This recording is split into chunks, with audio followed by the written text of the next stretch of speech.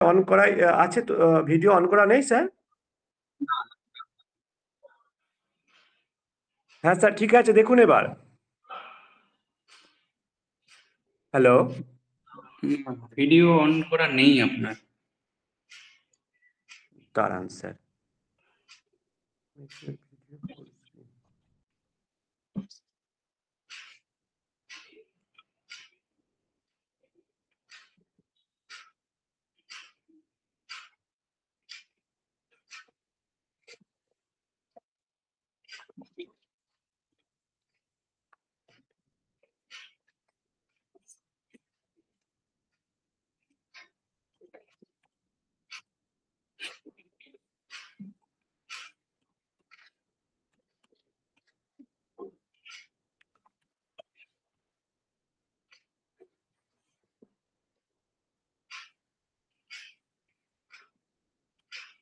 আচ্ছা স্যার, শোনা হ্যাঁ, হ্যালো স্যার, মিনিমাইজের ভিডিও যেখানে আছে, তাই তো? Hello sir. Hello. Sir on কি হচ্ছে ভিডিও আপনার? দাঁড়ান। হ্যাঁ হ্যাঁ স্যার, আমার গলা শোনা যাচ্ছে তো? আমি তো দেখতে পাচ্ছি না আপনাকে। আচ্ছা, আপনারা কেউ না দেখতে স্যার, পাচ্ছেন স্যার? আমার গলাটা শোনা যাচ্ছে? হ্যাঁ, গলা শোনা যাচ্ছে কিন্তু ভিডিওটা কিছুতেই দেখা যাচ্ছে না। আচ্ছা দাঁড়ান, ভিডিওটা কোনো সমস্যা হয়তো, যে মেক ইউর ফুল ভিডিও।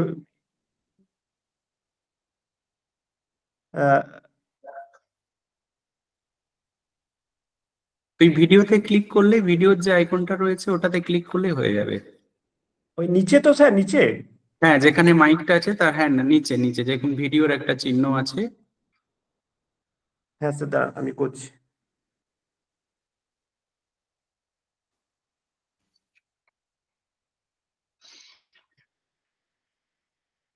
হ্যাঁ স্যার, দেখা যাচ্ছে? হ্যাঁ, এবার দেখা যাচ্ছে, এবার দেখা যাচ্ছে ঠিকঠাক। হ্যাঁ ঠিক আছে স্যার। একটু একটু স্যার, একটু টেকনিক্যাল প্রবলেমের জন্য আমরা একটু সময় নিয়ে নিচ্ছি স্যার, একটু ওকে জাস্ট স্যার, ওকে 2 স্যার। মিনিট, তারপর শুরু করছি।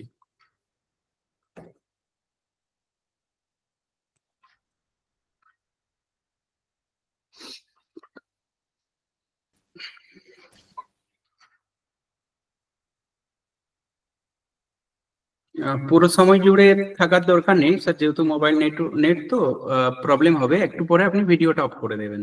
ওকে sir, okay sir, okay sir. Okay, আমি স্ক্রিনটা শেয়ার করে দিই।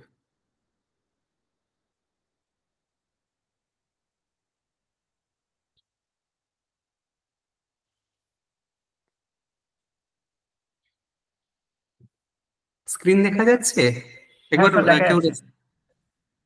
হ্যাঁ, দেখা যাচ্ছে ওকে স্যার। ওকে ওকে, ঠিক আছে, ঠিক ওকে। আছে।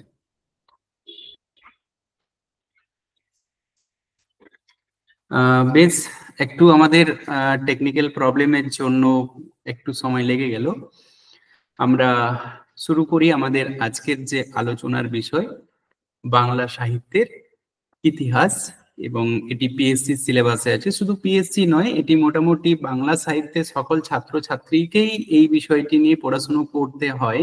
মঙ্গল কাব্য বা বৈষ্ণব কাব্য যে বিষয়গুলো আছে, প্রত্যেক ছাত্রছাত্রীকে কিন্তু বাংলা সাহিত্যের প্রত্যেক ছাত্রছাত্রীকে এই বিষয়গুলো জানতেই হয় এবং পড়াশুনো করতে হয়। নেট থেকে শুরু করে, ইএমআরএস থেকে শুরু করে, এসএসসি থেকে শুরু করে, পিএসসি থেকে শুরু করে সমস্ত জায়গাতেই কিন্তু এই টপিকগুলো আমাদের কিন্তু রয়েছে। গতকালকে আমরা ইউটিউবে ক্লাসটি নিয়েছিলাম, কিন্তু আমাদের টেকনিক্যাল আজকে প্রবলেমের জন্য আমরা ইউটিউবে নিতে পারলাম না, তার জন্য আমরা গুগল মিটে আজকে ক্লাসটা অ্যারেঞ্জ করেছি। এবং আজকের যে আলোচনার বিষয়, সেই বিষয়টি উপস্থাপন করার জন্য আমাদের সাথে উপস্থিত আছেন অত্যন্ত শ্রদ্ধেয় এবং একজন অভিজ্ঞ সিনিয়র শিক্ষক পুলক বাবু। আমি ভারতীয় বিদ্যাচর্চা পরিবারের পক্ষ থেকে এবং আপনারা যারা আজকের ক্লাসে যুক্ত হয়েছেন আপনাদের প্রত্যেকের পক্ষ থেকে আমি স্যারকে আজকের ক্লাসে স্বাগত, অভিনন্দন এবং আমাদের সশ্রদ্ধা প্রণাম নিবেদন করছি। স্যারের সাথে আমার বেশি দিনের যদিও পরিচয় নয়, খুব কম দিনেরই পরিচয়, কিন্তু তথাপি ফোনের মাধ্যমে অনেক কিছুই কথা হয়েছে এবং উনি খুব সুন্দরভাবে বিষয়টিকে উপস্থাপন করেছিলেন। আমরা দেখেছি, মূলত আমি দেখেছি বা আমাদের বাংলা বিভাগের যারা যুক্ত আছেন তারাও দেখেছেন, এবং তারপরেই আমরা স্যারের কাছে অনুরোধ রেখেছিলাম যদি তিনি বাংলা সাহিত্যের ছাত্রছাত্রীদের জন্য কয়েকটি ক্লাস নেন। তো উনি আমাদের সেই অনুরোধ সাদরে গ্রহণ করেছেন এবং আজকের ক্লাসে উপস্থিত আছেন। আমি আরো একবার স্যারকে আমাদের অনুরোধ গ্রহণ করার জন্য অনেক অনেক ধন্যবাদ জানাচ্ছি। বেশ, এবার আমরা আর সময় একেবারেই নষ্ট করছি না, আমাদের আলোচনার যে বিষয় সেই জায়গাতে আমরা চলে যাচ্ছি। এবং আপনাদের জানিয়ে রাখি, গতকালকে যেমন আমাদের অংশুমান স্যার সমস্ত পিপিটি তথ্য শেয়ার করেছিলেন ছাত্রছাত্রীদের সুবিধার জন্য, ঠিক তেমন ভাবে আজকের স্ক্রিনে আপনারা যা কিছু দেখতে পাবেন সমস্ত তথ্য কিন্তু উনি নিজের হাতে সুন্দরভাবে সাজিয়ে গুছিয়ে ছাত্রছাত্রীদের সাথে তুলে ধরার জন্য, ছাত্রছাত্রীদের কাছে উপস্থাপন করার জন্য উনি কিন্তু ওনার ব্যস্ত সময়ের মধ্যেও উনি কিন্তু এইটুকু কাজ আমাদেরকে করে পাঠিয়েছেন। আর আমরা এবার কিন্তু আমাদের যে আলোচনার বিষয় সেই জায়গাটায় শুরু করি। স্যার, আমি স্ক্রিনটা জাস্ট শেয়ার করছি, দেখুন তো স্ক্রিন দেখা যাচ্ছে? হ্যাঁ স্যার, দেখা যাচ্ছে। ওকে স্যার, শুরু করুন শুরু করুন। প্রথমে আমি স্যারকে ধন্যবাদ জানাই। স্যারের সঙ্গে আমার জাস্ট অল্প দিনের মানে জাস্ট কয়েক সময়ে আলোচনা, তো স্যারের সঙ্গে আমার অল্প পরিচয়, তাই স্যারকে একটা সুযোগ আমাকে দিয়েছে স্যারের এই বিদ্যা চর্চা কোচিং সেন্টারে একটুখানি অংশগ্রহণ করার জন্য। তাই আমি আমার তরফ থেকে স্যারকে অসংখ্য ধন্যবাদ জানাই, এবং এখানে যারা যারা যে সমস্ত আহ, আহ, মানে পরীক্ষার্থী জয়েন করেছেন তাদের জন্য, তাদেরকেও আমি অসংখ্য ধন্যবাদ জানাই। আমাদের কিছু সমস্যার জন্য হয়তো একটু দেরি হয়ে গেল, তবুও অসংখ্য ধন্যবাদ আমার পক্ষ থেকে। তো আমি স্যার স্যার শুরু করছি আমি আজকে।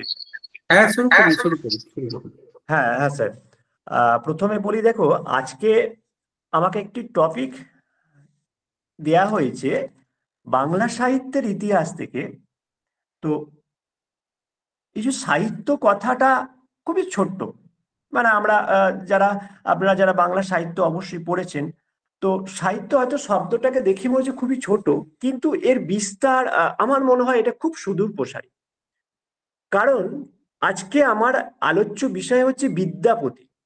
ঠিক আছে, বিদ্যাপতি কে, তিনি কিভাবে এসেছেন, তিনি কোন সময়ে কবি, তার কৃতিত্ব কি, সেটা আমরা অবশ্যই আলোচনা করব। তার আগে বিদ্যাপতির সময়কাল, সেইটা আমরা যাওয়ার আগে জাস্ট স্ক্রিনে একটা ছক আমি আপনাদের প্রত্যেকের সুবিধার্থে করেছি, একদম নিজে হাতেই বানিয়েছি, এবং সেটা সম্পূর্ণ নিজের একটা মানে অভিজ্ঞতা থেকে বানিয়েছি, সেটা যে বাংলা সাহিত্যের যুব বিভাগটা। তো বাংলা সাহিত্যের যুব বিভাগ যেটা করা হয়েছে, দেখুন আপনারা স্ক্রিনে আছে, বাংলা সাহিত্যকে আমরা মেনলি তিনটে ভাগে ভাগ করে আলোচনা করতে পারি। কি? নাম্বার ওয়ান, আদি যুগ, স্কেচের মাধ্যমে আপনাদের কাছে আমি যতটা পেরি তুলে ধরেছি। নাম্বার টু, মধ্যযুগ, এবং নাম্বার থ্রি, আধুনিক যুগ। নিচে দেখুন তার সালটা দেওয়া আছে আনুমানিক 900 থেকে 1200 খ্রিস্টাব্দ, এবং 1200 থেকে 1800 হচ্ছে মধ্যযুগ, এবং আধুনিক যুগ সেটা দাঁড়িয়েছে 1800 থেকে আজ পর্যন্ত, সবই আধুনিক যুগ। এবার মধ্যযুগের একটা অংশ যেটা এই মুহূর্তে স্ক্রিনে ফুটে উঠছে, দেখুন চারটে ভাগ আছে। এক হচ্ছে বন্ধযুগ, বন্ধা যুগ, যে সময় সাহিত্য তুর্কি আক্রমণের সময় যখন কোনো সাহিত্য রচনা হয়নি। তারপর আছে প্রাক চৈতন্য যুগ, নেক্সট চৈতন্য যুগ, সর্বোপরি আছে চৈতন্য পরবর্তী যুগ। আমাদের যেটা আলোচ্য সেই প্রাক চৈতন্য যুগ, অর্থাৎ 1350 থেকে 1500 খ্রিস্টাব্দে, সেই সময় অর্থাৎ চতুর্দশ শতাব্দী শেষ হচ্ছে এবং পঞ্চদশ শতাব্দীর শুরু হচ্ছে। সেই সময়ে আবির্ভাব ঘটে বিদ্যাপতি, যিনি বাংলা সাহিত্য, মধ্যযুগের বাংলা সাহিত্যে একটা অবিস্মরণীয় আবিষ্কার বলা যেতে পারে।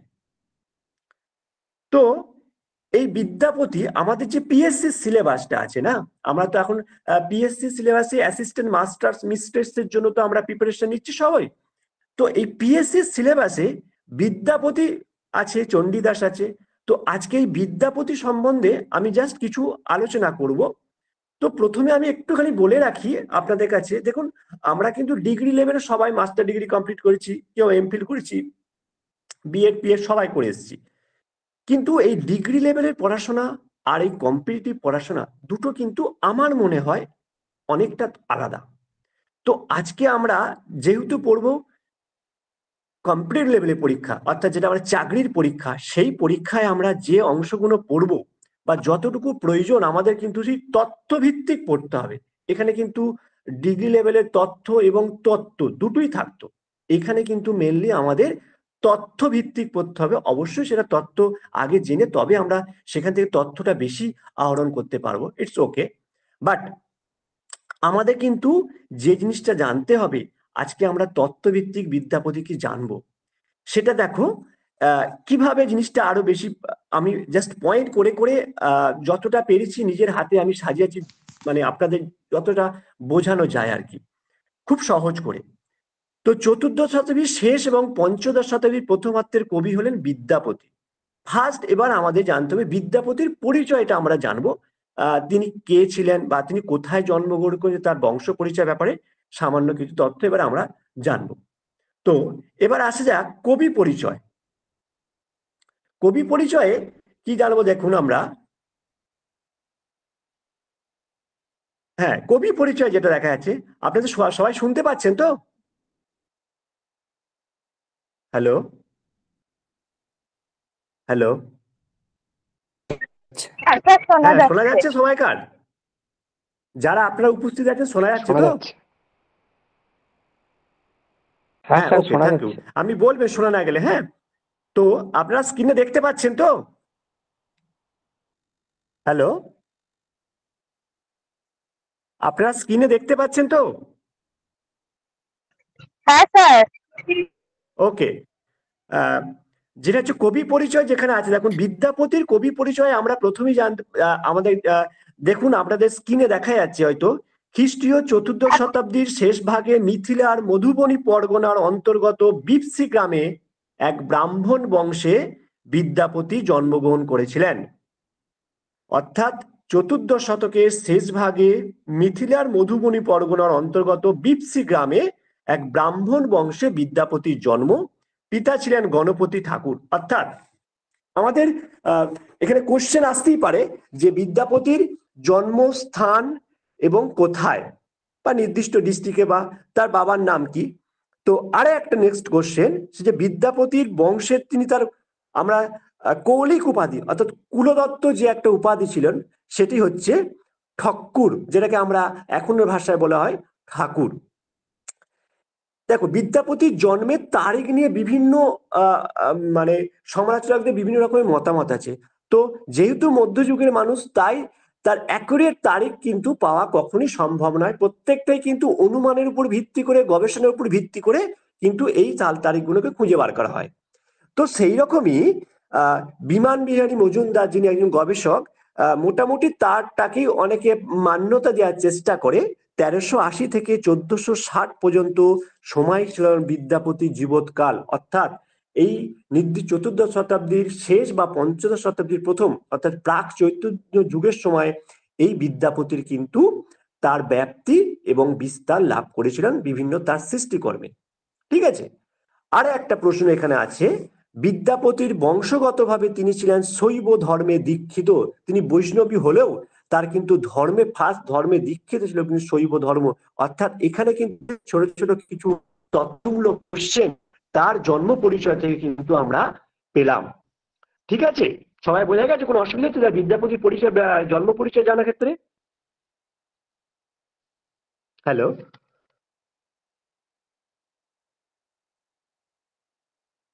সবাই বোঝা গেছে তো? নেক্সট আসা যাক রচিত গ্রন্থাবলী। হ্যালো, শুনতে পাওয়া যাচ্ছে সবাই? বিদ্যাপতি রচিত বিভিন্ন গ্রন্থ আছে, যেটা আমরা স্ক্রিনে শেয়ার করেছিলাম, যে তিনি বেশ কিছু গ্রন্থ রচনা করেছিলেন এবং সেই গ্রন্থগুলো কিন্তু বিভিন্ন রাজরাজাদের পৃষ্ঠপোষকতায়। সেটা কিরকম? তিনি যেহেতু রাজবংশের কবি ছিলেন, তাই তিনি তার রাজাদের সান্নিধ্যে এসে বেশ কিছু গ্রন্থ রচনা করেছিলেন। তো যেমন হচ্ছে কীর্তিলতা, বিখ্যাত একটা গ্রন্থ। এই গ্রন্থটা প্রায় পরীক্ষাতে হয়তো আমাদের দেখা যায় যে কীর্তিলতা গ্রন্থটি তিনি রাজা ছিলেন কীর্তি সিংহের পৃষ্ঠপোষকতায় এই গ্রন্থটা রচনা করেছিলেন এবং সেটা হচ্ছে আনুমানিক 1402 থেকে 1404 খ্রিস্টাব্দের কোনো এক সময়। নেক্সট হচ্ছে ভূপরিক্রমা। এই ভূপরিক্রমা গ্রন্থটাও তিনি রচনা করেছিলেন দেবী সিংহ নামক এক রাজার পৃষ্ঠপোষকতায়। এইভাবে দেখো, তোমাদের স্ক্রিনে যদি হয়তো অবশ্যই দেখা যাচ্ছে শিব সিংহের পৃষ্ঠপোষকতায় কীর্তি পতাকা ও পুরুষ পরীক্ষা, পদ্ম সিংহের পৃষ্ঠপোষকতায় শৈব সর্বস্বহার এবং গঙ্গা বাক্যাবলী, নরসিংহের পৃষ্ঠপোষকতায় দান বাক্যাবলী এবং বিভাব সাগর, শেষে পুরাদিত্যর পৃষ্ঠপোষকতায় লিখনাবলী এবং সর্বশেষ ভৈরব সিংহের পৃষ্ঠপোষকতায় দুর্গা ভক্তি তরঙ্গুলি নামক গ্রন্থগুলি তিনি রচনা করেছেন। তো এই গ্রন্থগুলো তোমাদের আসতে পারে পরীক্ষায়, কার পৃষ্ঠপোষকতায় কোন গ্রন্থটা কত সালে রচনা করতে হয়েছিল সেই সুন্দরভাবে আমি একটা ছকের মাধ্যমে তোমাদের সামনে আমি প্রেজেন্ট করেছি। দেখো, এই গ্রন্থগুলো একটা অবশ্যই পৃষ্ঠপোষক রাজা, এইগুলো কিন্তু তোমাদের পিএসসির জন্য অবশ্যই মনে রাখতে হবে। বিশেষ করে কোন গ্রন্থটা কোন রাজার পৃষ্ঠপোষকতায় তৈরি হয়েছিল বা তিনি তৈরি রচনা করেছিলেন, সেই জিনিসগুলো কিন্তু মাথায় রাখতে হবে। ঠিক আছে, আর একটা, এটা হচ্ছে তোমার এক হলো তোমার জন্ম পরিচয় বা কবি পরিচয় হলো। 2 নম্বরে চলে গেল রচিত গ্রন্থাবলী। নেক্সট আসছে আসল যে জিনিস, বিদ্যাপতির বিভিন্ন পর্যায়ের পদ। এখানে একটা জিনিস মনে রাখি, তোমরা যদি পিএসসির বিগত দিনের কোশ্চেন গুলো দেখো, 2015 সালে লাস্ট বেঙ্গলি মিডিয়াম ইংলিশ মিডিয়ামে পরীক্ষা হয়েছিল, তারপরে অ্যাসিস্ট্যান্ট প্রফেসরের পরীক্ষা হয়েছিল, যদিও সিলেবাসটা এক। 2022 সালে অ্যাসিস্ট্যান্ট প্রফেসরের সিলেবাসটা এক, কিন্তু কোশ্চেন প্যাটার্ন কিন্তু রিটেনের প্রায় এক। তো সেক্ষেত্রে বিদ্যাপতি থেকে প্রতিবারই একটা দুটো কোশ্চেন আসে এবং সেখানে কোশ্চেনের প্যাটার্ন কিন্তু বেশিরভাগ ক্ষেত্রে দেখা গেছে বিদ্যাপতির পদের লাইনগুলো তুলে দেয়, যে ক্ষেত্রে তুলে দিয়ে বলে এটি কোন পর্যায়ের পদ। তাই এখন আমরা আলোচনা করব বিদ্যাপতির বিভিন্ন পর্যায়ের পদ নিয়ে। এটা কিন্তু তোমরা একটু ভালো করে মাথায় রাখো। পিএসসির ক্ষেত্রে এই বিভিন্ন শুধু বিদ্যাপতি নয়, আগামী দিনে যখন চণ্ডীদাস গোবিন্দ দাস নিয়ে আলোচনা হবে সেক্ষেত্রেও কিন্তু বেশি ইম্পর্টেন্ট হচ্ছে ওই সমস্ত কবিদের পদ। এই পদগুলো কিন্তু মাথায় রাখতে হবে, কোন পর্যায়ের পদ, সেই পদের লাইন আমি জাস্ট কিছু এক্সাম্পল দিয়ে তুলে দিয়েছি। আরো অনেক পদ আছে বা আরো অনেক তথ্য আর দেওয়ার আছে, সেটা সময় অনুযায়ী দেয়া হবে। তোমার পূর্বরাগ পর্যায়ে আছে, অভিসার পর্যায়ে আছে, মাথুর পর্যায়ে আছে, ভাবোল্লাস, প্রার্থনা এবং বয়ঃসন্ধি, এই 6টা মেন পর্যায়। এই 6টা পর্যায়ে কিন্তু তিনি খুব সুন্দর যে সমস্ত পদগুলো রচনা করেছিলেন, অনেক এক একটা পর্যায়ে তিনি অনেক ধরনের পদ রচনা করেছেন। তো কিছু কিছু পদের লাইন আমি তুলে দিয়েছি, সেইগুলো কিন্তু খুব ইম্পর্টেন্ট লাইন, যদিও এর মধ্যে থেকে এসছিল 2-1টা পদ। তো সেক্ষেত্রে আপনারা কিন্তু এইভাবেই পড়াশোনা করবেন। বিশেষ করে এই মধ্যযুগের কবি যেগুলো পড়বে তাদের পদের লাইনগুলো একটু ভালো করে মনে রাখার চেষ্টা করবেন বা মুখস্থ করলে খুবই ভালো হয়। কারণ হচ্ছে বিদ্যাপতি বলুন, চণ্ডীদাস বলুন, গোবিন্দ দাস বলুন, যাই হোক না কেন, এখান থেকে কিন্তু পদের লাইনগুলোকে কিন্তু বেশি করে তোলা হয়। যেমন পূর্বরাগ পর্যায়ে আমি কিছু দিয়েছিলাম, শৈশব যৌবন দর্শন ভেল। অভিসার পর্যায়ে ঘন ঘন গরজয়ে ঘন মেঘ বরিশয়ে দর্শদৃশ্য নাহি পরকাশা। মাথুর পর্যায়ে চিরচন্দন উড়ে হার্ন দেলা সো অব নদীগিরি আতুর ভেলা। ভাবোল্লাস পর্যায়ে আছে আজু রজনী হাম ভাগে পোহালু। প্রার্থনা পর্যায়ে ঠিক তেমনি হয় মাধব বহু মিনতি করি তৈ দেই তুলসী তিল এ দেহ সমর্পিলু দয়া জুলু ছড়বিময়। এইভাবে প্রতিটা পদের লাইন কিন্তু আমি তুলে দিয়েছি। তো এইখানে তোমার পদের লাইনগুলো অবশ্যই মেনশন করতে, মনে রাখার চেষ্টা করতে হবে যে এই পদগুলো থেকে কিন্তু বেশি করে তুলে দেয় যে এইটি কোন পর্যায়ে কার লেখা পদ, বা একটা পদের লাইন তুলে দিল বিদ্যাপতি রচিত এটি কোন পর্যায়ের পদ। এই জিনিসটা কিন্তু খুব খুঁটিয়ে খুঁটিয়ে পড়তে হবে। যতটা আমি তুলেছি আরো অনেক কিছু পদ আমি শেষে দেব, আপনাদের দেখবেন অনেক পদ মেনশন করা আছে, অনেক পদ তোলা আছে, সেইগুলো কিন্তু একটু ভালো করে আপনারা কিন্তু একটু স্টাডি করে যেতে হবে আপনাদের। তবে দেখবেন আপনারা অবশ্যই কমন পেয়ে যাবেন, একদম নির্দ্বিধায় কমন পাবেন। আরো একটা কিছু ব্যাপার আছে, সেটা হচ্ছে কে কোন পর্যায়ে শ্রেষ্ঠত্ব অর্জন করেছিলেন।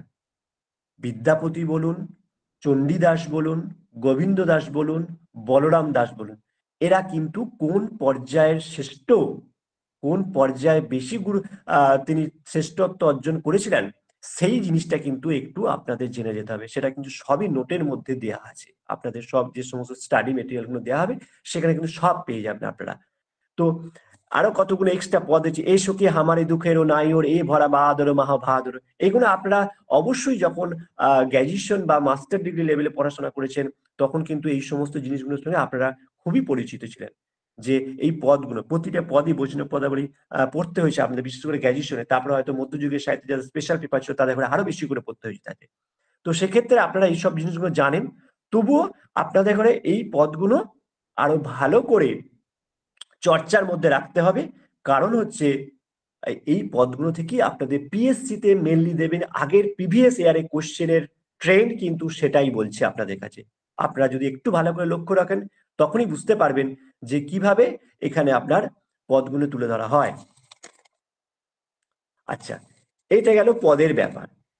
নেক্সট আসছে আমরা বিদ্যাপতি, বেশ কিছু উপাধি দেওয়া হয়েছিল বিদ্যাপতিকে।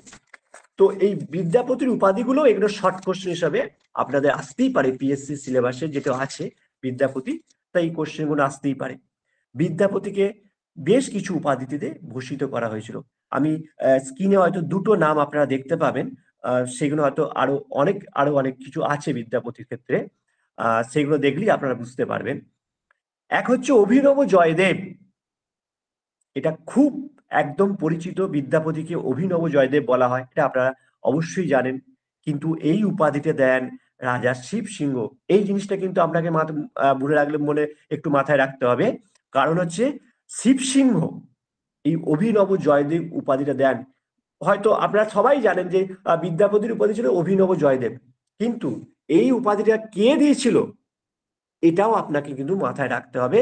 এই উপাধিটা দিয়েছিল রাজা শিব সিংহ। কেন আমি প্রথমেই বলেছি বিদ্যাপতি কিন্তু একজন নাগরিক সমাজের লোক, তিনি বিভিন্ন রাজবংশের রাজাদের পৃষ্ঠপোষকতা লাভ করেছিলেন। তাই সেক্ষেত্রে আপনার এই জিনিসটা হয়েছে যে এই উপাধিটা রাজা শিব সিংহ তাকে তার প্রতিভার জন্য জয়দেবের সঙ্গে তুলনা করেছে, অভিনব জয়দেব। নেক্সট আর একটা হচ্ছে মৈথিল কোকিল, এটাও আপনারা শুনেছেন অবশ্যই। এই নামটা দিয়েছিলেন রাজকৃষ্ণ মুখোপাধ্যায়। এই নামটাও কিন্তু খুবই গুরুত্বপূর্ণ, মৈথিল কোকিল। এটা কিন্তু একটু অনেকের কাছে আনকমন থাকলেও থাকতে পারে যে রাজকৃষ্ণ মুখোপাধ্যায় তাকে মৈথিল কোকিল বলে আপনার চিহ্নিত করেছিলেন। তাহলে এইটা দুটো মেন, এবং কে উপাধি দিয়েছে এই দুটো কিন্তু আপনার তথ্যমূলক কোশ্চেন, এটা কিন্তু আমাদের মাথায় রাখতে হবে। ঠিক আছে, এই দুটো জিনিস কিন্তু মেন। এছাড়াও তার কিন্তু অনেক উপাধি আছে যেগুলো হয়তো স্ক্রিনে দেখা যাচ্ছে না, তার কারণ হচ্ছে আমি হয়তো এড়িয়ে অমিট হয়ে গেছিল। তো তার মধ্যে কিছু আছে খেলন কবি, কীর্তিলতা গ্রন্থে নিজেকে খেলন কবি বলেছেন, খেলন কবি। নেক্সট রাজসভার কবি, এটাও তিনি তার উপাধি ছিল। নব্য কবি শেখর, এইগুলোও তার উপাধি ছিল। নব্য জয়দেব, কবি সার্বভৌম, এবং রসিক সভাভূষণ সুখকন্দ, এই সমস্ত কিন্তু তাকে প্রায় 10টা নামে 7-8টা উপাধিতে তিনি ভূষিত হয়েছিলেন। তো আপনাদের যেটা বললাম বিদ্যাপতি অসংখ্য উপাধিতে ভূষিত হয়েছিলেন। তো এই উপাধিগুলো কিন্তু আপনারা নোট ডাউন করবেন। তো এই জিনিসগুলো কিন্তু আপনাদের পিএসসির ক্ষেত্রে কিন্তু অবশ্যই কাজে লাগবে। হয়তো আপনারা যখন মাস্টার ডিগ্রি লেভেলে বা গ্র্যাজুয়েশন লেভেলে পড়েছেন তখন হয়তো এত তথ্যভিত্তিক হয়তো সেই সময় লাগেনি, কিন্তু এখন প্রথমেই বললাম যে কম্পিটিটিভ পরীক্ষা কিন্তু টোটালি তথ্য নির্ভর। এখানে কিন্তু যত বেশি তথ্য আপনি কালেক্ট করতে পারবেন তত বেশি আপনি গেনার হবেন। তো সেক্ষেত্রে আপনার উচিত এই জিনিসগুলোকে একটু ভালো করে কেয়ারফুলি চর্চা করা। তো সেইগুলো সবই কিন্তু আমি নোটের মধ্যে বা স্টাডি মেটেরিয়ালের মধ্যে এখানে কিন্তু সমস্ত কিন্তু খুঁটিয়ে আমি কিন্তু নিজে হাতে বানিয়ে দিয়েছি। অবশ্যই আপনাদের অবশ্যই সেটা ভালো লাগবে। এছাড়া স্যার আপনি ভিডিও মোটামুটি করতে উপাধি পারেন, গেল। কোনো অসুবিধা নেই। হ্যাঁ স্যার বলুন। হ্যাঁ আপনি ভিডিওটা অফ হ্যালো, করতে পারেন হ্যাঁ স্যার, স্যার কোনো বলুন। অসুবিধা নেই। হ্যাঁ বলি আপনি ভিডিও অফ করতে ওকে পারেন, ওকে কোনো অসুবিধা নেই। ওকে sir, okay sir, okay sir. Next, হ্যাঁ আচ্ছা ঠিক এবার যেটা আর একটা ব্যাপার, সেটা হচ্ছে বিদ্যাপতি সম্বন্ধে কিছু মন্তব্য আছে, মানে বিভিন্ন কবি বা আধুনিক যুগের কবি তাকে বিভিন্নভাবে মন্তব্যে তার কি বলবো, তাকে অনেকটা উৎকৃষ্ট জায়গায় নিয়ে গেছেন, তার এই অসামান্য কৃতিত্ব বলুন বা অন্য যে কোনো কারণেই বলুন। বিদ্যাপতিকে একটা বিশেষ মন্তব্যে ভূষিত করা হয়েছিল, যেটা সেট ডব্লিউবি সেট পরীক্ষাতেও পড়েছিল। আমি বলছি, হয়তো আপনারা প্রিভিয়াস ইয়ারের সেট পরীক্ষা যদি কেউ দিয়ে থাকেন দেখতে পাবেন, বিদ্যাপতির কবিতা স্বর্ণহার, বিদ্যাপতির গান মুরজ বীণা সঙ্গিনী, স্ত্রী কণ্ঠগীতি। অর্থাৎ এইগুলো এক একটা বাক্য, এটা কারা বলেছেন বিদ্যাপতিকে? এটি বলেছেন বঙ্কিমচন্দ্র চট্টোপাধ্যায়। অর্থাৎ বিদ্যাপতির কবি প্রতিভায় মুগ্ধ হয়ে তারা এই সমস্ত আধুনিক কবি তাদেরকে বিভিন্নভাবে মন্তব্যে খ্যাতিতে তারা ভরিয়ে দিয়েছিলেন। তার মধ্যে বঙ্কিমচন্দ্র একজন, তিনি এই উক্তিটা তিনি তার সম্বন্ধে করেছেন, বিদ্যাপতির কবি প্রতিভা স্বর্ণহার, বিদ্যাপতির গান মুরজ বীণা সঙ্গীন স্ত্রী কণ্ঠগীতি। হ্যালো, অর্থাৎ এই যে উপাধিগুলো, এইগুলো কিন্তু মনে রাখবেন, কারণ হচ্ছে এইগুলো দু একটা দিয়ে দিতে পারে। এটা পূর্ববর্তী সেট পরীক্ষাতেও একটা দিয়েছে, নেট পরীক্ষা অনেকদিন আগেকার নেট পরীক্ষাতেও একটা দিয়েছিল। তো এই জিনিসগুলো কিন্তু আপনাদের বিদ্যাপতি সম্বন্ধে পিএসসিতেও কিন্তু খুব ইম্পর্টেন্ট কোশ্চেন, এটা কিন্তু মাথায় রাখতে হবে। এছাড়া আরো কিছু কিছু আমি তুলেছি, দেখুন স্টেপ বাই স্টেপ। শিব সিংহের মৃত্যুর পর বিদ্যাপতিকে মৌলিক কবি শিল্পী রূপে আর পাই না, পাই প্রধানত স্মার্ত পণ্ডিত মূর্তিতে। এটার উক্তি ছিলেন সুকুমার সেন। অর্থাৎ বিদ্যাপতি সম্বন্ধে বেশ কিছু বিখ্যাত বিখ্যাত সাহিত্যিকরা কিছু কিছু উপমা দিয়েছেন, সেইটা হচ্ছে এইখানে উদ্ধৃত আছে। নেক্সট, কেউ কেউ বিদ্যাপতির বিচিত্র প্রতিভার সঙ্গে লিওনার্দো দা ভিঞ্চি ও মাইকেল অ্যাঞ্জেলোর তুলনা করেছেন। অর্থাৎ অসিত কুমার বন্দ্যোপাধ্যায়, তিনিও একজন গবেষক বলতেন বাংলা সাহিত্যের। তো সেক্ষেত্রে উনি বিদ্যাপতি সম্বন্ধে এই গুরুত্বপূর্ণ মন্তব্যটা করেছেন। এছাড়া আছে বিদ্যাপতির প্রতিভাকে কসমিক ইমাজিনেশন বলেছেন, অর্থাৎ শ্রীকুমার বন্দ্যোপাধ্যায়।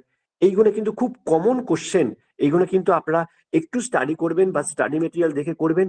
তো আপনাদের যেহেতু আপনারা জাস্ট মাস্টার ডিগ্রি পড়তে কমপ্লিট হয়ে গেছে, আপনারা অবশ্যই এইগুলো দেখলে আপনাদের খুব তাড়াতাড়ি মনে পড়ে যাবে জিনিসগুলো, ব্যাপারটা সম্বন্ধে, বা এইগুলো সম্বন্ধে আপনারা অনেকে চর্চায় আছেন। নেক্সট, বিদ্যাপতি ভক্ত নহেন, কবি গোবিন্দদাস যত বড় কবি ততোধিক ভক্ত, রবীন্দ্রনাথ ঠাকুর। আরো একটা খুব কমন আপনাদের উক্তি, বাঙালি বিদ্যাপতির পাগড়ি খুলিয়া ধুতি চাদর পরাইয়াছে, দীনেশচন্দ্র সেন। এই উক্তিটা কিন্তু আপনারা সবাই প্রায় জানেন। এই ধরনের উক্তি আছে, আরো বেশ কয়েকটা উক্তি আছে। তো এই ধরনের উক্তি কিন্তু পিএসসি আপনাদের এই অ্যাসিস্ট্যান্ট মাস্টার্স মিস্ট্রেস পরীক্ষায় কিন্তু অবশ্যই এইগুলো কিন্তু আপনাদের দেখে যেতে হবে। এইগুলো কিন্তু আপনার তত্ত্বভিত্তিক কোশ্চেন, অজস্র এর মধ্যে থেকে আপনারা হয়তো পারবেন, এই পড়বেন। কিন্তু এই জিনিসগুলোই কিন্তু আপনারা তত্ত্বভিত্তিক পড়ুন, তত্ত্বভিত্তিক নয়, তত্ত্বভিত্তিক আপনারা পড়ুন। অবশ্যই বিদ্যাপতি থেকে আপনারা কমন পাবেন। বিদ্যাপতি থেকে একটা কি দুটো প্রতি ইয়ারে কোশ্চেন, মানে যতবার প্রিভিয়াস ইয়ারে কোশ্চেন দেখলে আমরা বুঝতে পারবেন একটা কি দুটো কোশ্চেন অবশ্যই আসে। যদি মধ্যযুগের কবি ব্যক্তিত্বের মধ্যে আসে, তাহলে দেখবেন অবশ্যই বিদ্যাপতিকে নিয়ে থাকে। আর এর মধ্যে থেকে আমি যেগুলো বললাম আপনারা একটু দেখবেন, অবশ্যই পদ থেকে এবং কোন পর্যায় কবি, সেখান থেকে তো অবশ্যই পাবেন। এছাড়া আপনাদের আরো বেশি স্বয়ংসম্পূর্ণ বা নিজস্ব ভান্ডারটাকে পূর্ণ করার জন্য অবশ্যই আনুষঙ্গিক তথ্যগুলো বিদ্যাপতি সম্বন্ধে অবশ্যই জেনে রাখবেন। এবার দেখুন, আমি বেশ কিছু তথ্য এখানে দিলাম। এরপর কিছু জিনিস নিয়ে আমি আলোচনা করব, যেটা হচ্ছে বিদ্যাপতি সম্বন্ধে বেশ কিছু অজানা তথ্য। যেমন হচ্ছে ব্রজবুলি ভাষা, বিদ্যাপতির সম্বন্ধে গুরুত্বপূর্ণ কিছু তথ্যে আমি কিছু একটা পয়েন্ট করেছি, স্ক্রিনে নিশ্চয়ই দেখতে পাচ্ছেন আপনারা, পর আছে। আমি প্রথমে ব্রজবুলি ভাষাটা বলে নিই, তারপর বলে। ব্রজবুলি ভাষাটা আপনারা চর্যাপদ নিশ্চয়ই সবাই পড়েছেন, অবশ্যই সাহিত্যের স্টুডেন্ট হিসেবে সবাই চর্যাপদ পড়েছেন। তো সেখানে সন্ধ্যা ভাষা বলে একটা ভাষা ছিল, আলো আঁধারি ভাষা, কিছু জিনিস বোঝা যাচ্ছে কিছু জিনিস বোঝা যাচ্ছে না। হ্যাঁ, এইরকমই একটা ব্রজবুলীয় বিদ্যা, এটা যেমন একদম বিদ্যাপতির সৃষ্ট কৃত্রিম একটা সাহিত্যিক ভাষা বলতে পারেন। তো এই ব্রজবুলি ভাষাটাও কিন্তু বিদ্যাপতি সৃষ্ট একটি কৃত্রিম ভাষা, যা বৈষ্ণব পদাবলী রচনার উদ্দেশ্যে তিনি এটা সৃষ্টি করেছিলেন। তো এই রাধা কৃষ্ণ বিষয়ক বৈষ্ণব পদে আলোচনা হচ্ছে কি রাধা কৃষ্ণ বিষয়ক প্রেমলীলা। তো এই রাধা কৃষ্ণ বিষয়ক প্রেমলীলাতে ক্ষেত্রে এই ব্রজবুলি ভাষা কিন্তু একটা গুরুত্বপূর্ণ ভূমিকা পালন করে। তো এই সাহিত্যিক কৃত্রিম ভাষাটা কিন্তু তিনি সৃষ্টি করেছিলেন। জিনিসটা কি একটু ভালো করে দেখুন। অবহট্ট ও মৈথিলী ভাষার সংমিশ্রণে গঠিত এক কৃত্রিম অথচ মধুর সাহিত্যিক ভাষাই হলো ব্রজবুলি। এই ব্রজবুলি কিন্তু বিদ্যাপতি এই ব্রজবুলি ভাষা মানে এতটাই জনপ্রিয় হয়েছিল যে পরবর্তীকালে আধুনিক সাহিত্যিকরাও তার এই ভাষার প্রভাবে অনেক কিন্তু কাব্য রচনা করেছেন বা অনেক কিছু গ্রন্থ রচনাও তিনি করেছিলেন। তো এই ধরুন যদি আমি রবীন্দ্রনাথের কথা বলি, যদি ভানুসিংহ ঠাকুরের পদাবলী, এতে কিন্তু ব্রজবুলি ভাষার প্রভাব আছে। বঙ্কিমচন্দ্র তার মৃণালিনী উপন্যাসেও কিন্তু আপনার ব্রজবুলি ভাষার প্রভাব আছে। তাহলে বিদ্যাপতি এবং তার ব্রজবুলি ভাষা এটা কিন্তু বাংলা সাহিত্যের ক্ষেত্রে কিন্তু একটা অনন্য সাধারণ ভাষা। কারণ শুধুমাত্র এই ভাষার প্রভাব বিদ্যাপতি বা মধ্যযুগের মধ্যে সীমাবদ্ধ থাকেনি, এটা কিন্তু আধুনিক সাহিত্যকেও যথেষ্টভাবে প্রভাবিত করেছে। তো সেক্ষেত্রে এখানে দুটো তথ্যমূলক কোশ্চেন হতেই পারে আপনাদের ক্ষেত্রে যে রবীন্দ্রনাথের ভানুসিংহ ঠাকুরের পদাবলীতে কিন্তু এই বিদ্যাপতির প্রভাব আছে, বঙ্কিমচন্দ্রের মৃণালিনী উপন্যাসেও কিন্তু ব্রজবুলি ভাষার প্রভাব আছে। এইগুলোও কিন্তু আপনারা নোট ডাউন করতে পারেন, এটা কিন্তু তথ্যমূলক কোশ্চেনের মধ্যে অবশ্যই আসতে পারে। ঠিক আছে, এইগুলো দুটো জিনিস একটু মাথায় রাখবেন। এই হচ্ছে ব্রজবুলি ভাষা। আচ্ছা, আরো কিছু তথ্য এখানে আছে যেটা হলো আপনার যেমন হচ্ছে বিদ্যাপতির পদ সংগ্রহ করেছিলেন জর্জ গ্রিয়ারসন সাহেব 1882 সালে মৈথিল পদ সংগ্রহে। অর্থাৎ এইগুলো কিন্তু এক একটা তথ্যমূলক প্রশ্ন। বিদ্যাপতির টোটাল বায়োডাটা যদি আপনি লক্ষ্য করেন তো সেক্ষেত্রে এইগুলো কিন্তু আপনার কাজ করবে। নেক্সট হচ্ছে বিদ্যাপতি সম্পর্কে আরো বেশ কিছু যে তথ্যগুলো এখানে পাওয়া গেছে সেটা হচ্ছে বিদ্যাপতির বৈষ্ণব পদাবলী ছাড়া তিনি শুধুমাত্র যে বৈষ্ণব পদাবলীতেই অর্থাৎ রাধাকৃষ্ণ বিষয়ক পদ রচনা করেছেন সেটা নয়, এছাড়াও তিনি হর পার্বতী বিষয়ক কিছু পদ রচনা করেছেন যেগুলো মহেশ বাণী নামে পরিচিত। এই জিনিসটা কিন্তু একটা তথ্যমূলক কোশ্চেন। নেক্সট, বিদ্যাপতি মোট, আমি প্রথমেই বলেছিলাম বিদ্যাপতি হচ্ছে রাজবংশের সঙ্গে একান্তভাবে জড়িত ছিলেন। তিনি বিভিন্ন রাজাদের পৃষ্ঠপোষকতায় তিনি বিভিন্ন রকমের গ্রন্থ রচনা করেছেন। সে কীর্তিলতা থেকে শুরু করে ভূ পরিক্রমা, কীর্তি পতাকা, শৈব সর্বস্বহার, দান বাক্যাবলী। ঠিক তেমনি ভাবে তিনি মোট এই 6 জন রাজার পৃষ্ঠপোষকতা পেয়েছিলেন এবং তার সঙ্গে একজন রানীরও পৃষ্ঠপোষকতা পেয়েছেন, তার নাম হচ্ছে বিশ্বাস দেবী। তো এই মোট 6 জন বা 7 জন রাজা রানীর পৃষ্ঠপোষকতায় তিনি তার জীবনটাকে একটা অন্য মাত্রায় নিয়ে যেতে পেরেছিলেন। নেক্সট, আর একটা তথ্যমূলক কোশ্চেন হচ্ছে বিদ্যাপতি গোষ্ঠী বলে একটি বই খুবই জনপ্রিয় ছিল সেই সময়, যেটি রচনা করেছিলেন সুকুমার সেন। কারণ হচ্ছে এটা একটা আমরা থেকে যে তথ্যমূলক কোশ্চেন হিসেবে একদম পরিচিত হবে। এছাড়া বিদ্যাপতি, আমি কীর্তিলতা বলে একটি গ্রন্থের নাম বলেছিলাম, যে এই কীর্তিলতা গ্রন্থে বিদ্যাপতি নিজেকে খেলন কবি, এই কোশ্চেনটা কিন্তু বারবার এসএসসি বলুন বা আরো কোনো কম্পিটিটিভ পরীক্ষাতে আমি পরীক্ষাটা এই অন্তত এই কোশ্চেনটাকে আমি বারবার দেখেছি যে বিদ্যাপতি নিজেকে খেলন কবি উল্লেখ করেছেন কীর্তিলতা গ্রন্থে। এই জিনিসটা কিন্তু একটু ভালো করে খেয়াল রাখবেন। নেক্সট হচ্ছে মহাজন পদাবলী বলে একটা সংকলন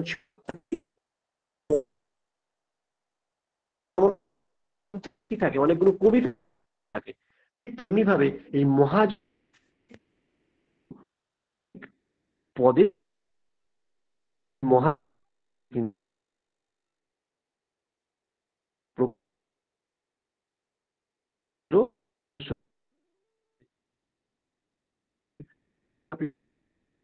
তথ্যমূলক কোশ্চেন, এটা মাথায় রাখতে হবে। বিদ্যাপতির নাম আমরা সবাই বিদ্যাপতি জানি, ঠিক এই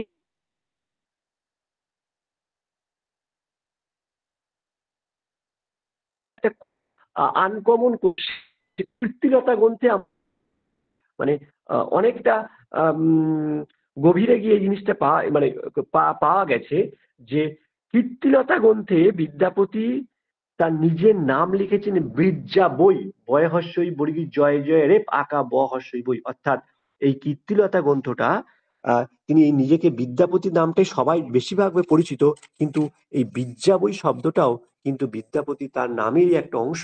সেটা কিন্তু এটা একটা নতুনত্ব, এর মধ্যে থেকে আপনারা সবাই জানতে পারবেন।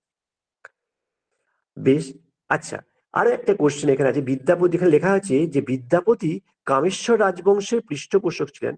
তো আমি প্রথমেই বলেছি, দেখুন বিদ্যাপতি অনেক পৃষ্ঠপোষক রাজা ছিলেন, তার সেই পৃষ্ঠপোষকতা তিনি তার বইগুলো লিখেছিলেন, ঠিক আছে। যেমন কীর্তিসিংহ লিখেছেন তার কীর্তিলতা গ্রন্থে, দেবসিংহ লিখেছেন ভূ পরিক্রমা, দেবসিংহের পৃষ্ঠপোষকতায় ভূ পরিক্রমা, শিবসিংহের পৃষ্ঠপোষকতায় কীর্তি পতাকা। কিন্তু এখানে কোশ্চেনটা কিন্তু ঘুরিয়ে দিয়েছে একটুখানি। বিদ্যাপতি কামেশ্বর রাজবংশের রাজবংশ আর রাজা দুটো জিনিস কিন্তু আলাদা। তিনি এখানে কোশ্চেন কোন রাজবংশের পৃষ্ঠপোষক ছিলেন, সেটা হচ্ছে কামেশ্বর রাজবংশের, ঠিক আছে। তারপর এইগুলো হচ্ছে কীর্তিসিংহ, দেবসিংহ, এগুলো হচ্ছে এক একজন রাজার নাম। দুটো জিনিস কিন্তু একটুখানি খেয়াল রাখবেন। আর একটা জিনিস আছে যে বিদ্যাপতির আসল নাম নাকি বিদ্যাপতি নয়। আমি যেমন বললাম বিদ্যাবাই, এখানে এটাকে একটা একটা গ্রন্থে একটা পাওয়া গেছে বিদ্যাবাই, এগুলো কিন্তু খুব আনকমন তথ্যমূলক কোশ্চেন। কিন্তু অনেক রিসার্চের পর নাকি বিভিন্ন রকম মানে গবেষকরা গবেষণা করে বার করেছেন। সেরকম একটা বিখ্যাত গবেষক হচ্ছে জন বিমস। জন বিমস নাকি বলেছিলেন যে বিদ্যাপতির আসল নাম কিন্তু বিদ্যাপতি নয়, তার আসল নাম হচ্ছে বসন্ত রায়। অর্থাৎ এটাও কিন্তু একটা বেশ কম্পিটিটিভ ক্ষেত্রে তথ্যমূলক কোশ্চেন কিন্তু আমরা আজকে পেলাম। এই জিনিসগুলো হয়তো অনেকের কাছে জানা বা অনেকের কাছে অজানা আছে, কিন্তু এগুলো সবই কিন্তু স্টাডি মেশ হিসেবে আপনাদের কিন্তু অবশ্যই হাতের কাছে রাখতে পারেন, সেটা কিন্তু সাহায্য করবে।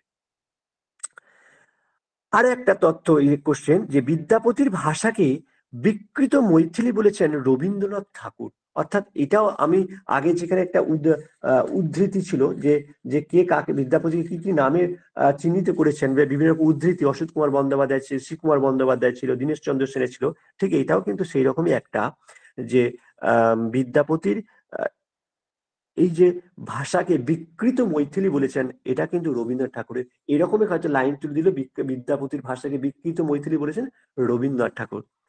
ঠিক তেমনি ভাবে বিদ্যাপতি, আরো একটি কোশ্চেন, বিদ্যাপতি একমাত্র রানী, যেটা বলেছিলাম যে বিদ্যাপতি রানী লক্ষ্মীমা দেবীর গুণমুগ্ধ, অর্থাৎ তিনি যে সেই সময়কার রাজবংশের যেহেতু তিনি পৃষ্ঠপোষক ছিলেন, সেই পৃষ্ঠপোষকতায় অনেক গ্রন্থই তো তিনি রচনা করেছেন।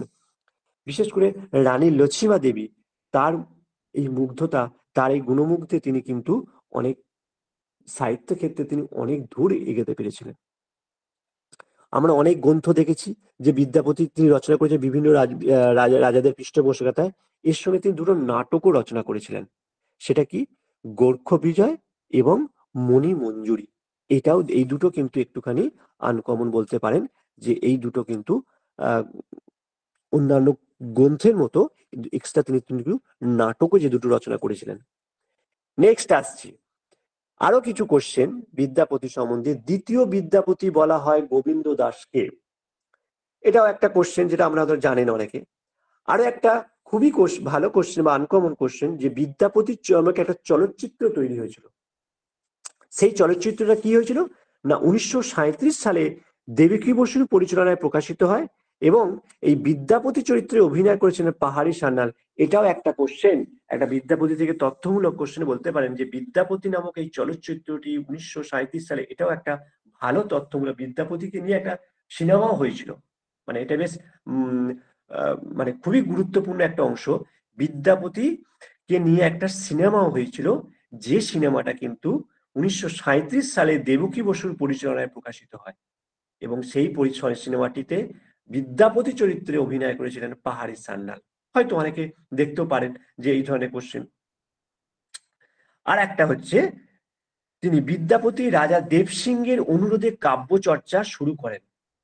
আমি বলেছিলাম যে অনেক রাজার পৃষ্ঠপোষকতা তিনি কবিতা লিখেছেন বা গ্রন্থ রচনা করেছিলেন, ঠিক আছে। তিনি দেবসিংহের অনুরোধে ফার্স্ট কাব্য চর্চা শুরু করেন, কিন্তু দেবসিংহের অনুরোধে, কীর্তিসিংহ নয়। এগুলো একটু গুড়িয়ে যাবে, সেটা একটু মাথায় রাখতে হবে আপনাদের।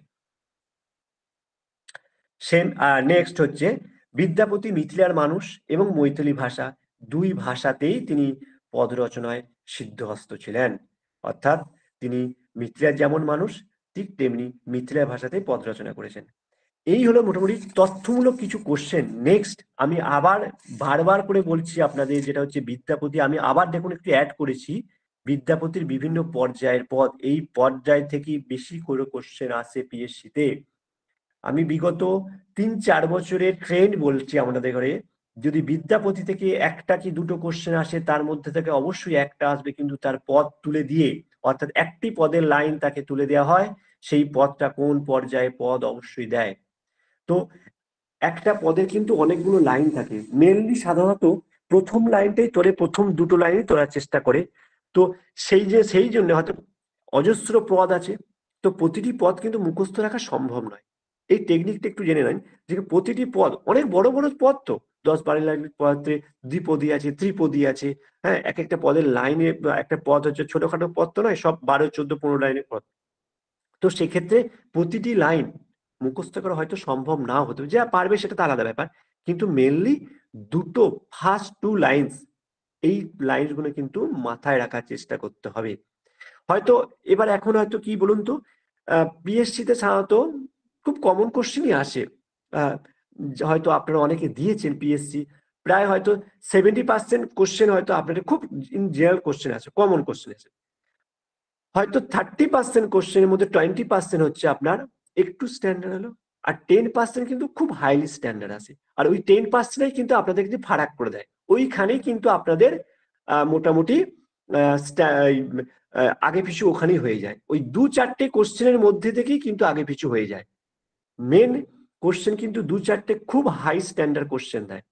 এবার দেখুন যেটা বলছি, বিভিন্ন পর্যায়ের যে পদ, যেটা বলছি না আপনাদের, এই বিভিন্ন পর্যায়ের যে পদ আছে, এই বিভিন্ন পর্যায়ের পদে খুব কমন কিছু কিছু লাইন হয়তো তুলে দেয়, প্রথম দুটো লাইন বা একটা লাইন, সেটা হয়তো কিছু কিছু ক্ষেত্রে না একটু আনকমন পদও হয়তো তুলে দেয়, সেক্ষেত্রে কিন্তু স্ট্যান্ডার্ডটা অনেকটা বেশি মেনটেন হয়ে যায়। ওইখানেই দেখবে বেশিরভাগ ছেলে মেয়ে ওইখানে কিন্তু নেগেটিভ মার্কিং পেয়ে যায়।